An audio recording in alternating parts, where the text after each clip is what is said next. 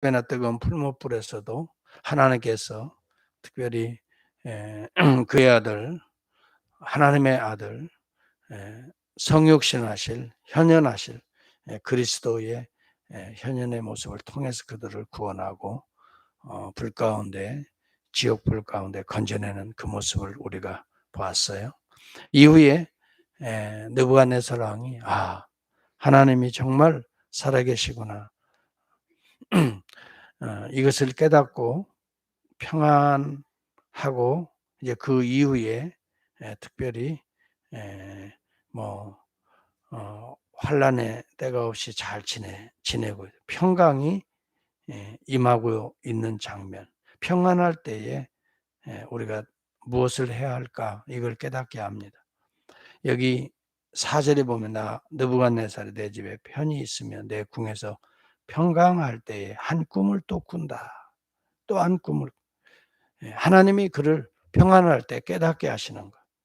여러분, 이렇게 하나님의 놀라운 7배나 뜨거운 풀무불 가운데서 구원하시고 하나님의 아들이 내려오시는 이 장면을 봤다면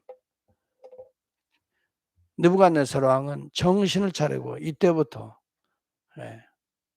다니엘에게 엎드려서 하나님이 누구신가를 배우고 하나님이 쓰신 말씀을 그가 묵상하고 이렇게 해서 경건하게 생활하면 얼마나 좋겠어요.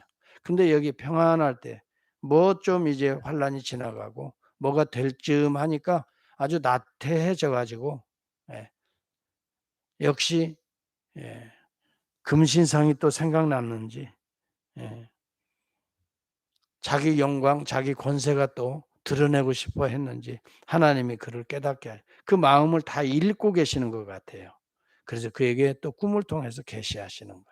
이렇게 악한 자라도 하나님은 악에 빠져서 멸망하지 않고 돌아오기를 바라는 이 하나님의 마음이 읽혀져야 돼요.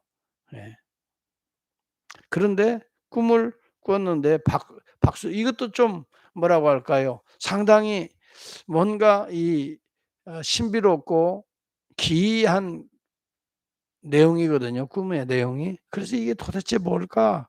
또 박수들을 불러. 아무리 그런 무당들을 불러대야 뭐 맞출 수 있겠어요. 그러니까 할 수 없이 또 다니엘을 또 부르는 거예요. 그래서 그 이후에 이제 마지막에 다니엘이 들어와서 쭉 그 꿈의 내용에 대해서 이야기를 듣고 깜짝 놀라요. 여기에 또 하나님의 계시가 담겨져 있는 걸 알거든요. 다니엘이 느부갓네살 왕의 미래를 보는 여기 꿈이에요. 처음에는 잘 나가요. 엄청난 나무지요. 그루터기가 막 뿌리에 그냥 쫙쫙 뻗고 나무가 쫙 뻗고 그다음에 사람들뿐만이 아니라 들짐승들까지도 거기 나무 밑에 그늘이 커지니까 여러분 얼마나 사막지대에 정말 그늘이 필요할까요? 조그마한 박넝쿨 하나에도 어땠어요? 정말 이것이 즐거웠잖아요. 이 박넝쿨 잎사구 하나 밑에만 들어가 진짜 우리가 더울 때는요. 그 나무 조그마한 그늘만 들어가도 얼마나 좋아요. 그런데 이게 아름들이 엄청 큰 백향목과 같은 엄청나게 큰 나무가 뻗었는데 이 나무의 이름이나 구체적인 열매에 대해서는 말하지 않는데 그냥 열매도 막 얼마나 풍성한 열매들이 맺히는지 또 잎사귀뿐만이 아니라 그냥 쭉쭉 가지들이 뻗고 너무너무 멋있는 나무. 그 열매를 가지고 그냥 그것만 따먹어도 아주 다른 거 먹지 않아도 될 만큼 싱싱하고 맛이 있고 배가 부르고 이런 아주 아름다운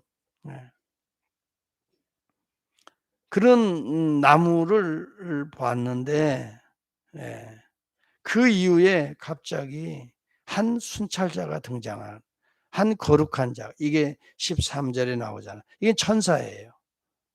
한 순찰자라고 나오고 왓츠맨이거든요.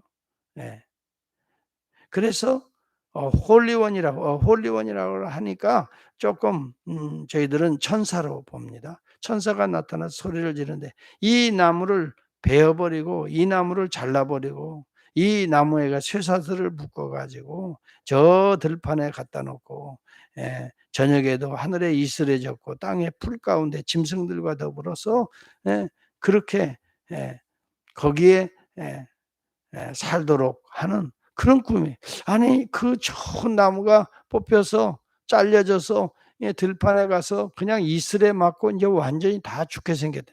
예. 이게 도대체 무슨 의미일까? 이것을 본, 이것을 깨달은 다니엘이 깜짝 놀라요. 이것이 왕 앞에서 이루어지지 않기를 원하나이다 하면서, 왕 앞에서 아무래도 그런 이야기를 해야 되겠지요. 하나님이 느부갓네살 왕의 마음을 알고 있는 거예요. 네. 여기 30 절에 그 마음이 담겨져 있어요. 그러니까 여러분, 여기에서 우리가 중요시 여겨야 될 건, 아무리 우리가 겉으로 숨기려고 해도 내 마음은 하나님이 알고 계신다. 네. 30절 한번 봅니다. 나 왕이 말하여 이르되 이 큰 바벨론은 내가 능력과 권세로 건설하여 나의 도성으로 삼고 이것으로 내 위엄의 영광을 나타낸 것이 아니냐. 네. 다시 말하면 하나님께서 이 놀랍게 번성해 준 것인 것을 깨닫지 못하고, 왜냐하면요 바벨론을 당시에 약한 나라였거든요, 아수르에 비하면. 그런데 하나님이 바벨론을 세우셔요, 사실은. 왜? 하나님의 계획 속에 바벨론이 있었거든요. 바벨론을 키워서 유다를 어떻게 해요?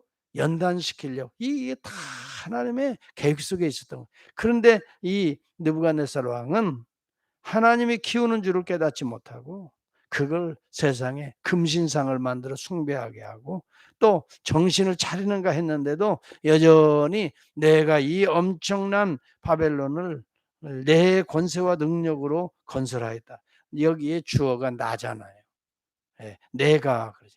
나 왕이 이르러 이 큰 바벨론을 내가 능력과 권세로 건설하여 나의 도성으로. 이게 하나님의 주신 은혜임에도 불구하고 내가, 여러분 주어를 그래서 우리 인생에 바꾸는 자가 복이 있는 자예요. 항상 나 조금만 뭔 일 있으면 나 아니에요. 하나님이 이 일을 컨설하신다. 하나님이 이 가운데 역사하신다. 하나님께서 내 가운데 임하시고 계시다. 이걸 놓쳐버리면 느부갓네살 왕이 되어버리고 우리도 잘 나가다가 잘리는 거예요. 이 교만과 허세라는 것이 얼마나 정말 우리를 망가뜨리는지 알 수 없어요. 조금만 교만한 마음 들어도 벌써 얼굴이나 어깨나 걸어가는 발걸음이 달라지고 허세가 등장하고 말하는 태도도 달라지고. 예. 당당한 건 좋지만 겸손해야 되거든요. 마음속에 당당해야지. 예. 그냥, 예. 남을 은근히 무시하고 은근히 자기를 드러내고 이런 우리의 교만과 허세, 하나님이 다 알고 계세요. 이런 것은 하나님이 꺾으신다 그랬어요. 교만한 자는 하나님이 낮추시고, 겸손한 자는 하나님이 높이신다라고 말하잖아요. 여기에 내 능력과 나의 도성, 여러분 우리에게 주신 도성도 나의 도성이 될 수가 없어요. 왕들의 도성이 아니에요. 왕에게 위임한 거거든요. 이 세상의 모든 나라가 하나님이 지으신 거예요. 하나님이 맡기시는 거예요. 이것을 깨닫지 못하는 어리석은 자들이 내 것인 줄 알아요. 내가 힘으로, 내 권세로, 권력으로, 능력으로 뭐 되는 줄 알아요. 여기에서 현대 문명의 비극이 시작하는 거예요. 여러분 오늘 이 지구촌이 나로 가득하니까 역병이 돌아서 지금 나가 다 무너지고 있잖아요. 한순간에 돈 있는 자도 권세 있는 자도 한순간에 무너지잖아요. 오늘 이 이야기는 느부갓네살 왕의 바벨론 이야기가 아니에요. 오늘 이 시대의 바벨론 문명을 이야기하고 있는 거예요. 이 문명은 요한계시록 18장에 보니까 한순간에 망하였도다. 한순간에 일순간에 망하였도다. 이것과 관련된 모든 자들이 울며 불며 일순간에 망하였다 땅을 치는 내용이 18장에 등장하거든요. 참 우리가 오늘 알아야 될 것은요. 하나님이 주신 내 가정, 이것도 내 가정이라고 우리 주님이 우리에게 맡겨 주신 가정이다. 우리 내 교회, 내 교회가 아니에요. 주님이 우리에게 충성하도록 또 세우도록 맡겨 주신 교회다. 예. 내 자식도 아니야. 우리 주님이 나에게 잘 하나님의 사람으로 키우라고 맡겨 주신 하나님의 아들 딸들이다. 이런 생각을 가져야 돼요. 내 소유 여러분 아닙니다. 내 소유가 나에게 맡겨준 하나님의 것이에요. 그러므로 우리는 청지기적인 사명이 있을 때에 우리가 우리 마음대로 못합니다. 주인의 뜻에 합당하게 우리가 행동해야 되죠. 당연히 청지기적 자세를 태도를 가지고 있는 사람들은 내 스스로 교만할 수가 없어요.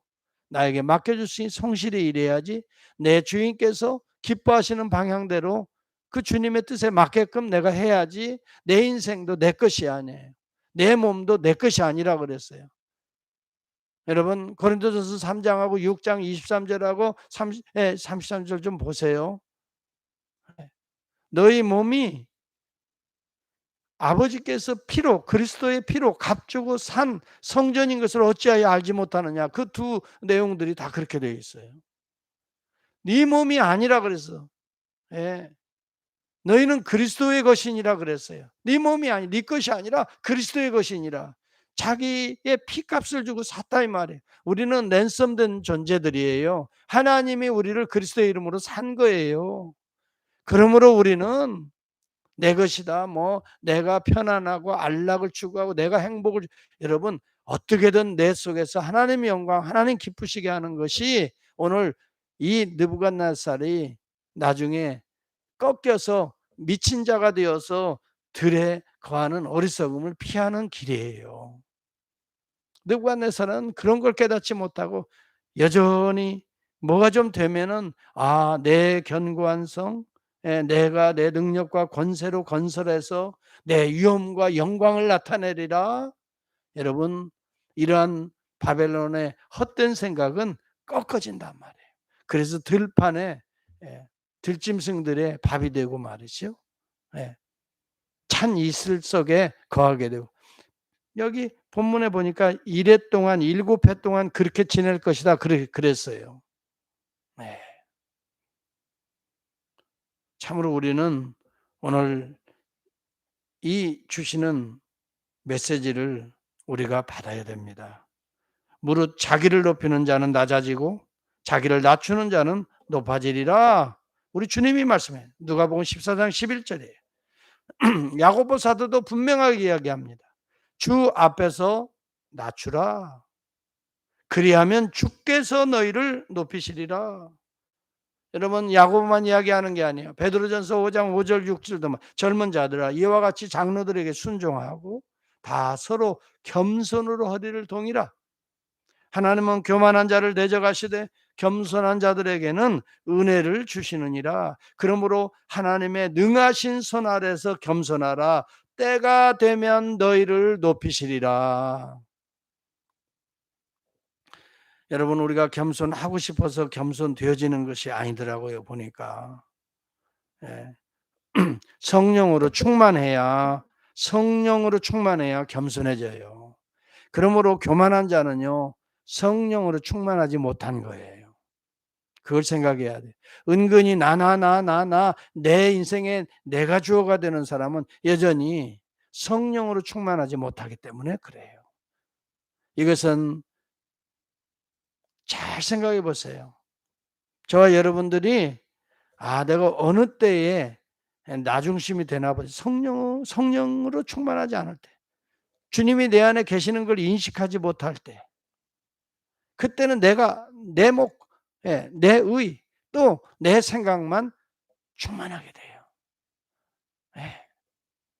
여러분, 저와 여러분들이 올해는 정말 겸손한 자가 되어서 하나님께서 이렇게 세우시는 우리 교회도 마찬가지예요. 우리가 교만하면 하나님이 꺾으셔요. 그러나 우리가 진짜 겸손하게 충성하고 온유하게 주님을 닮아서 주의 이름을 부르며 주의 이름을 높이며 서로를 여러분 겸손한 자는요 상대방을 높여줍니다. 상대방을 오히려 배려해 줍니다. 겸손한 자에게. 교만한 자는 절대 상대방이 보이지 않아요. 다 자기 생각, 자기 뜻이에요. 자기 유익을 따라 움직이는 자들이에요. 이건 교만한 자예요. 겸손한 자는 안 그래요.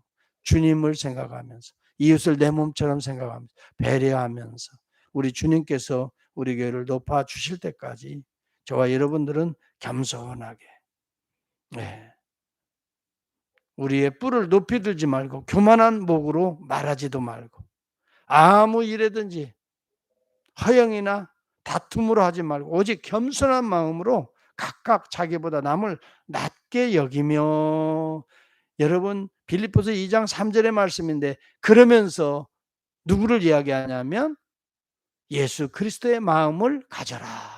예수 그리스도의 마음을 가져야만이 우리가 겸손할 수 있다. 그래서 오늘도 여러분 이 메시지 듣고 엎드리면서 내가 바벨론의 느부갓네살 같이 되지 않기 위해서는 오늘 아버지 내가 겸손하게 하옵소서. 내가 말하기 전에 남의 이야기를 잘 듣는 자가 되게 하옵소서. 겸손한 자는 말하여 상대방을 굴복시키는 것이 아니라 내가 잘 듣고 상대방의 마음도 읽어내고, 그러면서 내가 그를 위해서 배려해주고 그의 마음을 잘 따뜻하게 해주고 격려해주고, 여러분 하나님과 더불어서 함께 화목하게 지내려고 하는 이 마음, 예수 그리스도의 마음이에요. 섬기는 마음, 예수 그리스도의 마음이에요. 죽기까지 복종하고 헌신하고 충성하는 마음, 예수 그리스도의 마음이에요. 하나님께서 그렇게 죽기까지 복종하니 그를 지극히 높여 그랬어요. 지극히 높여 보좌에 앉히시고, 여러분 모든 사람들의 무릎을 그에게 꿇게 하시고 영광 가운데 거하게 하셨느니라. 그러므로 우리 모두가 다툼이나 허용으로 일하지 말고 오늘도 겸손으로 허리를 동이고 예수 그리스도의 마음을 품고 오늘도 우리의 가정에서, 우리의 모든 활동의 영역에서, 우리 움직이는 동선에서 정말 겸손한 주님의 발걸음, 주님의 손길이 될